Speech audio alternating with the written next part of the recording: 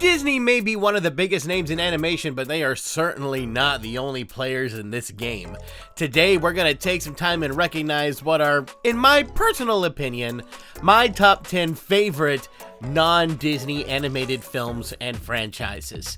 Now, for purposes of this video, I am counting Disney and Pixar together, so yes, you'll see no Pixar films here. And although Disney does own some of these IPs now, in my opinion, if the movie was made without Disney's involvement, I say that it still counts even if they own the IP now. But I gotta say, this list was harder to make than I thought it was gonna be. There's a bunch of films and franchises and companies that I really wanted to try to represent, but it was kind of hard to put everything in there. So yeah, the movies you're seeing clips of right now, they're not even the ones who made the cut. These are my honorable mentions, and I love all these, so it was hard to narrow this down. So if your favorite's not here, it doesn't mean I don't love it. It just didn't make the cut here, but I don't know, maybe I'll make another one of these lists. But starting off the list, not in any particular order, we have How to Train Your Dragon, and I don't mean just the first movie, I mean the whole trilogy, all the movies, because I couldn't pick just one. The world they built here was just phenomenal. The way that the Vikings worked, the way that the dragons worked, like all the dragons had different things about them that made them unique and really built into this world building that they really dove further into the films than I think they really needed to, but hey, it just helps with the world building, so that's great.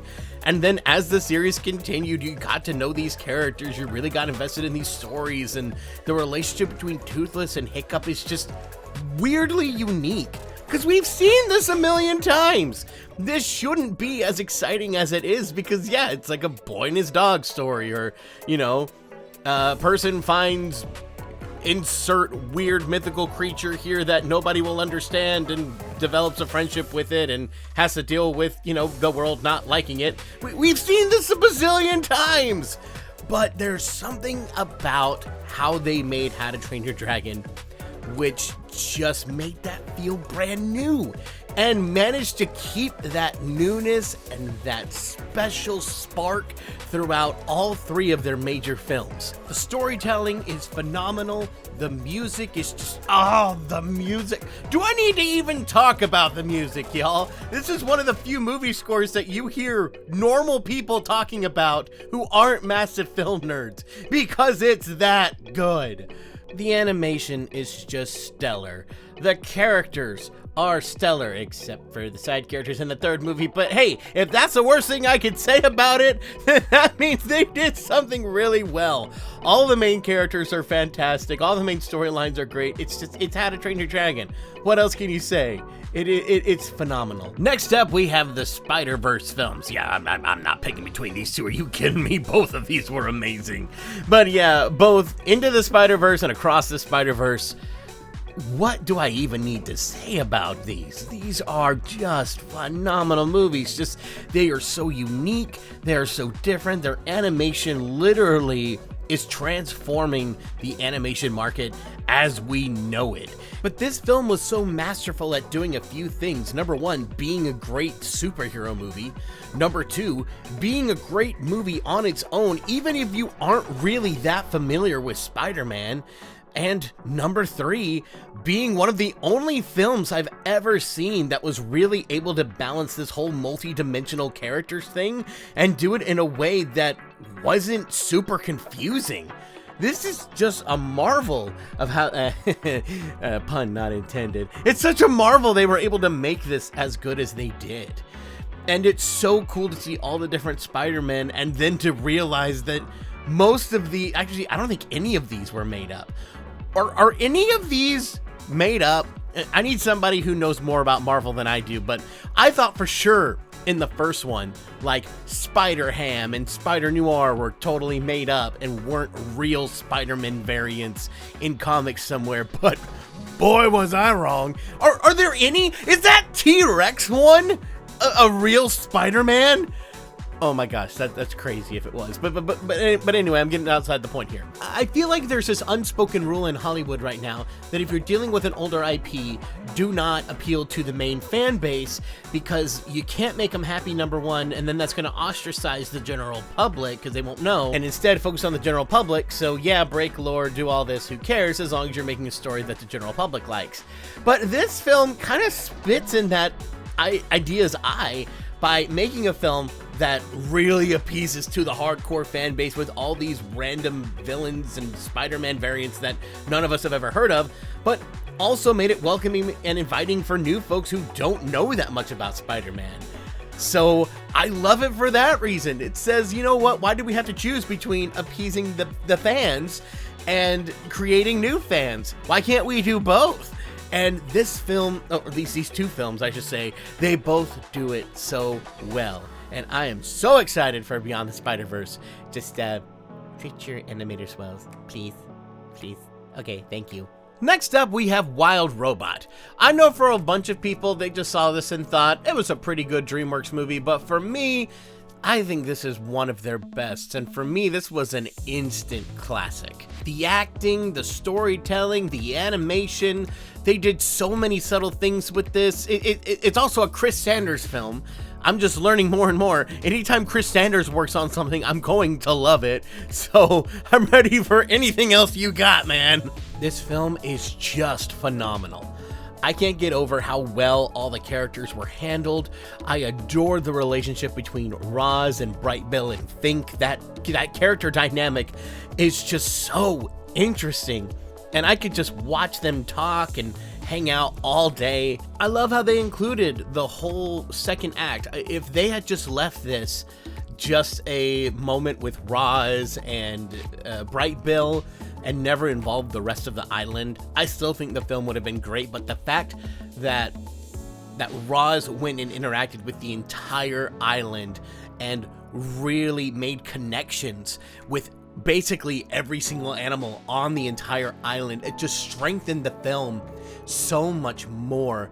And I just loved seeing all these characters come together. I loved seeing their personalities clash with one another. This film is just beautiful, a masterpiece, one of my favorites. I can't say enough great stuff about Wild Robot. Next, we have the Ice Age films. Remember, this is my subjective list. I am not trying to say these are definitively the best. I'm just trying to say that in my personal ranking, I would put these in the top 10 because I just really love Ice Age. I think they're a lot of fun. I love the characters. I really love keeping up with the herd and seeing what's going on. I realize that, yeah, objectively, these aren't the best told stories, and these are not the most well-built characters ever, but I gotta say, I got a soft spot for them. Consider this my guilty pleasure franchise. I think the characters are fun. I like seeing how they interact with one another. I love the music that's happened with some of these. Like, I really enjoyed John Powell's score in the second and third ones, and really enjoyed David Newman's in the first one. And I love the dynamic of Sid, Manny, and Diego. I will admit some of the newer characters I don't get into as much, but that core trio of characters, to me, really stands out, and I really love them. So I'm excited to go on any adventure with them. So I don't care if we're fighting dinosaurs or dealing with asteroids or whatever they're going to end up doing with the sixth movie, which, yeah, now that I think about it, that sixth one will be a Disney movie. But then based on my criteria, the first five won't be. That'll be interesting. Oh, well. I'm still counting Ice Age as a whole, not Disney. I don't care if Disney owns it now. They had nothing to do with the first five films, so it works for now. Next up is the Kung Fu Panda franchise, and let me tell you guys, this one has always had a special place in my heart. From the first time I saw the first film all the way up to, yes, even the fourth movie, I have loved them all. The thing I admire most is that the films do such a good job of balancing goofy, zany comedy with true wisdom and really mature themes, and it does it so expertly. The Kung Fu battles are excellent and so much fun to watch, and they really use their animal physicality in their advantage here to like really overemphasize how cool Kung Fu can look. The storytelling is both really fun and accessible, but also very daring and really flipping things on their heads in some really exciting ways. I can't say enough about this. The music from Hans Zimmer is just phenomenal in these. The voice acting from Jack Black, I didn't expect I'd get so emotional hearing Jack Black, but man, he does some great work here. Everybody who's a part of these films is just leaving a lasting legacy of pure awesomeness. And I don't feel like there's a better way to describe it. As Poe would say, yes, they would leave a legacy of pure awesomeness. Next, we have Puss and Boots: The Last Wish. I promise this whole list is not going to be just DreamWorks movies, but man, have they made some good ones. But yes, Puss and Boots: The Last Wish. Who would have guessed that one of DreamWorks' best films would have come from a sequel to a so-so spin-off from a franchise that had kind of run out of steam? And yet, here we are. Oh my gosh, this movie was phenomenal. Dealing with the whole premise of death and what it means and the existential crises that come along with it. The amazing storytelling, the fun adventures, the great way that they pinned 3 different villains against each other and really made it work to where they all got a good amount of screen time, where they all represented something different, and they all, oh gosh, this film had so much to juggle and so much to live up to with it being a successor in the Shrek universe. And not only did it be as good as the Shrek films in my opinion, but it's, in my opinion, gotten better than the Shrek films, which I never expected from Puss in Boots, but yet here we are. I know it still boggles my mind how great this movie is, how great the villains are, how well everything is just balanced, just it's incredible, just incredible. Next up, we have Song of the Sea, one of my favorite films from Cartoon Saloon. I love the way that they've taken the mundane and made it into such fantastical elements. I love how this film is like an allegory for depression and grief and dealing with the loss of a loved one, all of which is told through such a childlike and easy to perceive way.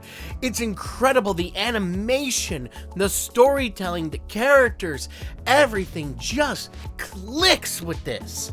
I love the relationship between Brennan and Saoirse and having to see them grow and learn to rely on each other even though they're not really on great terms when they start off their adventure. I love the fact that Saoirse is mute. I love the fact that they were able to get so much emotion through her just through her animation. I love the growth of these characters, and I love seeing the growth of their father. Just, I feel like I can't say too much more without giving away the whole movie, but just, Y'all, it's so good. It's so good. It's so good. If you haven't watched any of the Cartoon Saloon movies, just go watch them now. Watch them now, come back and you can thank me later. Next up, we have The Land Before Time. I'm only talking about the first movie, I'm not talking about any of the sequels. But I knew I had to get a Don Bluth film into this list. As a 90s kid, he was a huge deal in the fact that he was the first guy to actually try to challenge Disney, because before him, there were very few other companies that were even trying to get into the animation game. It was kind of Disney had everything, so why bother to try to do something different? Well, at least in the feature film department. There were plenty of studios in the animation game for shorts and TV shows. Then he came along, working with Universal and a couple other companies, and really shook things up. And it's because he did that we now have DreamWorks and Illumination and all these other studios that are creating such different films, and it's actually giving Disney some competition. But aside from that, let's talk about Land Before Time. I picked this one because this is my favorite of the Don Bluth films. Partially, it's biasness just because I love dinosaurs, and this is by far the best dinosaur animated movie that we've ever gotten from anybody, regardless of what company. And secondly, there's a great childlike charm to this whole movie. Now, at first glance, that may make you think it's a bit juvenile, but I don't think that it really comes across that way. Yes, these characters are a little bit on the younger side, but they have to deal with very adult situations, and seeing them react in very immature and kid-like ways makes sense, and you're actually watching them grow, making mistakes, learning from one another, and there's something pretty powerful in that. Next up is a movie that I don't really hear many people talk about anymore, but this one has always had a special place in my heart, and that is Cats Don't Dance. A little forgotten film from the late 90s, but one that really made a lasting impact on me. And especially the older I get, the more I see what it's trying to say, and little did I know when I was watching this as a kid, this is actually an allegory for how people of color were treated in entertainment in the early days of Hollywood. Whoa, that really makes you recontextualize the entire movie. And yeah, this movie isn't quite as groundbreaking or revolutionary as most of the films on this list. It's very much just a fun movie that knows what it is and is really leaning into it. But it's one I remember having so much fun with growing up and still have fun watching it today. It's got some of the great zany humor from the Looney Tunes. It's got some of the more heartfelt moments from the Disney films. And the older I get, there's more that I can appreciate from it. Like, I didn't realize that all these songs in the film were written by Randy Newman. And yeah, these might be some of my favorite songs that he's written. There's just toe tapping and fun, and I can't get enough of this. And yeah, I kind of get why this film got forgotten, because it came out in a year where we had a bunch of big animation films, and so this kind of got buried underneath all the noise. But I still think it's worth your time to check out, and who knows, maybe you'll find something to make Cats Don't Dance dance right on into your heart like it did for me. And last, but certainly not least, I really wanted to include something from Studio Ghibli. And I've been currently going through all of their movies. I've almost finished seeing all of them, and Spirited Away, there is something about that has stood out to me more than any other of Ghibli's works. Previous to me watching Spirited Away, I didn't really think much of anime. I didn't really have any desire to go check it out. It was just a thing that existed to me. But then I watched this, and I was so enamored by it and so engrossed in its world, I then said I have to go watch every Ghibli movie, and am now giving other animes a chance when I wouldn't have before. There is something beautiful about this film. It's one of these films that I feel like it's saying so much through just its atmosphere, and that there's symbolism just oozing out of every bit of the walls, but the symbolism is so good, I can't always pinpoint why it's impactful. Like, I can see something and say, I know that's referencing something, I just don't know what, and I can feel it, and it's powerful, you know? It's like every frame of this movie is just coated with storytelling and character development, and it just has artistry oozing out of every moment of watching this movie. You are literally spirited away to another world where anything can happen, but you walk out feeling just so emotionally satisfied with this crazy journey you just went on. It's kind of hard to put into words what this movie made me feel the first time I watched it. It was all kinds of crazy emotions all being felt at once. It was something I'd never experienced before in a film. This was really, really special. And now that I've seen almost every Ghibli movie, right now it's still my favorite. So with that wraps up my list, but let's be real here, there's like dozens of other animated films that aren't from Disney that I adore, and I could easily see myself switching out some of these other ones in this list for other ones, which kind of prompts me to make another video to talk about more of these. Yeah, because there's a bunch that people don't know about, or films that just really deserve a second chance, and you never know what wonderful things you could find if people bring it to your attention. So with that, we're wrapping up the list for now. Let me know what you guys thought in the comments. Did you guys agree with them? Did you guys have a totally different list? And if so, let me know. And I'll see you guys in the next one. Bye! And big thank you to all of my Patreons. Without you, this channel wouldn't be what it is today. Thank you so much.